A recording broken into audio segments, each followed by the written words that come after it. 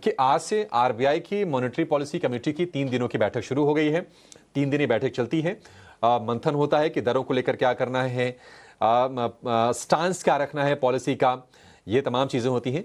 और इस बार बैठक में क्या फैसला हो सकता है, ये ज़रा समझते हैं। हमारे सहयोगी वरुण दुबे ने एक बहुत ही बढ़िया पोल कराया है बाजार के इकोनॉमी के पार्टिसिपेंट्स के बीच में। वरुण, बताइए क्या निकला है, पोल के नतीजे क्या हैं और कितने रेट कट पर कंसेंसस बन रहा है?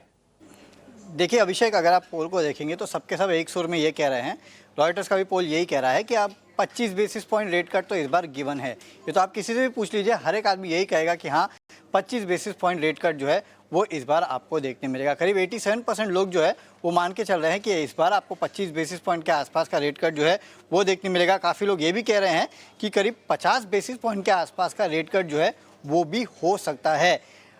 इसके अलावा रेट कट सिर्फ अभी नहीं होगा, आप देखिए इसके अलावा अगस्त में अगर आप देखेंगे तो फिर से एक बार रेट कट जो है वो आपको देखने मिल सकता है। यानी कि अब से कैलेंडर ईयर 2025 तक करीब करीब 50 बेसिस पॉइंट के आसपास का रेट कट जो है वो लोग मान के चल रहे हैं। अब ऐसा क्यों है?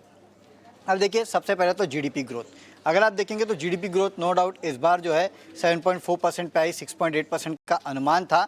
लेकिन FY25 की जीडीपी ग्रोथ अगर आप देखेंगे तो 4 साल के निचले स्तर पे पहुंच चुकी है। हमें देखने में 7.4 या पूरे साल का 6.5% अच्छा लगता है, लेकिन हाँ 4 साल के लोअर लेवल पे जीडीपी ग्रोथ जो है वो पहुंची है।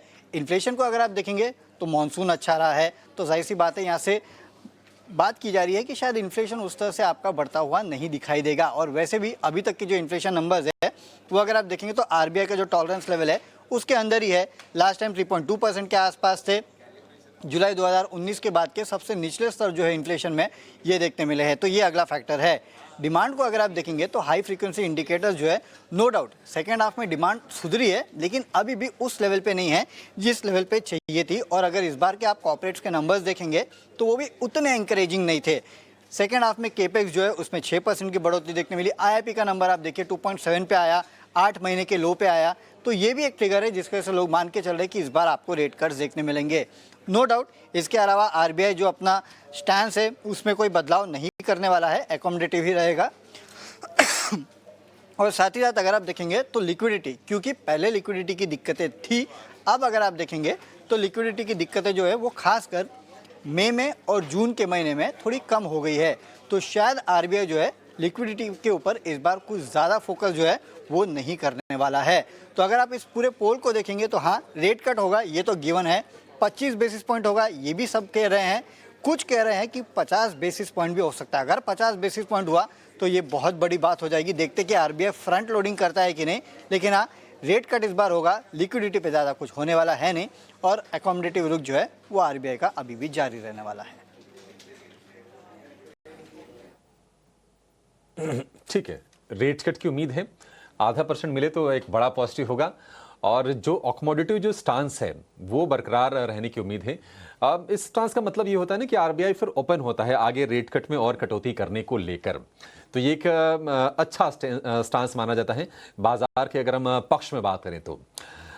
इस वक्त वरुण, बहुत शुक्रिया ये सारे के सारे अपडेट्स देने के लिए और बताने के लिए कि इकोनॉमिस्ट और मार्केट के जो बड़े पार्टिसिपेंट्स हैं वो क्या मान रहे हैं पॉलिसी को लेकर। तो मंथन 3 दिन चलने वाला है, देखते हैं क्या निकल के आता है। उम्मीद करेंगे कि 0.5% ही मिले, 1/4% तो डिस्काउंटेड है। और ये पोल के आंकड़े कह भी रहे हैं, 87% लोग ये कह रहे हैं कि 1/4% की कटौती होगी। 3% हालांकि मान रहे हैं कि 0.5% की कटौती भी हो सकती है। बाजार चाहेगा कि ये 3% जो लोग कह रहे हैं इनकी बात सच हो जाए।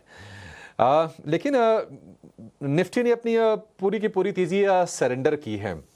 और निफ्टी बैंक की बात करें, जो गिरावट जो हो गई है वो हो गई करीब 90 अंकों के आसपास की।